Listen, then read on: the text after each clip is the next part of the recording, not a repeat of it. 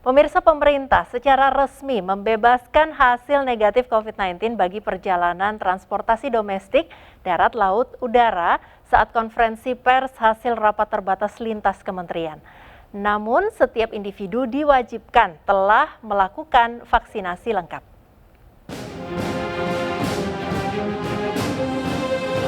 Pemerintah resmi mengumumkan wilayah aglomerasi Jabodetabek dan Surabaya Raya kembali masuk ke level 2 pemberlakuan pembatasan kegiatan masyarakat selama sepekan mendatang.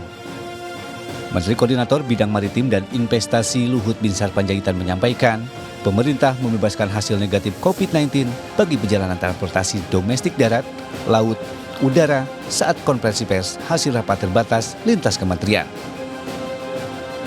Luhut menyebutkan ada sejumlah syarat yang harus dilakukan bagi masyarakat untuk bebas hasil tes negatif COVID-19, baik PCR maupun antigen. Pertama, pelaku perjalanan domestik dengan transportasi udara, laut maupun darat yang sudah melakukan vaksinasi dosis kedua dan lengkap, sudah tidak perlu menunjukkan bukti tes antigen maupun PCR negatif.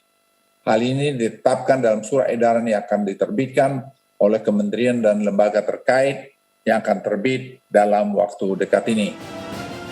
Dalam kesempatan yang sama, Luhut juga menyampaikan kondisi kasus kematian di wilayah DKI Jakarta, Bali, dan Banten mengalami penurunan. Luhut memprediksi angka kasus kematian di 3 provinsi akan semakin menurun dalam waktu dekat.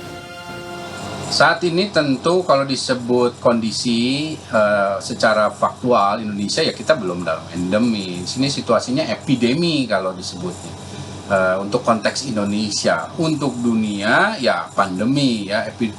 Pandemi itu ya epidemi yang meluas, itu namanya pandemi yang meluas di seluruh jagat, itu ya pandemi. Nah saat ini kita statusnya epidemi itu ya satu lonjakan kasus ya yang terus bertambah, bahkan di beberapa daerah masih terjadi lonjakan dan belum pada fase yang disebut statis ya, yang bisa kita tekan di jumlah tertentu, apalagi yang disebut terkendali ya belum ya. Nah ini artinya situasinya masih kritis ya, masih relatif belum aman, dan ini yang harus disadari oleh semua pihak.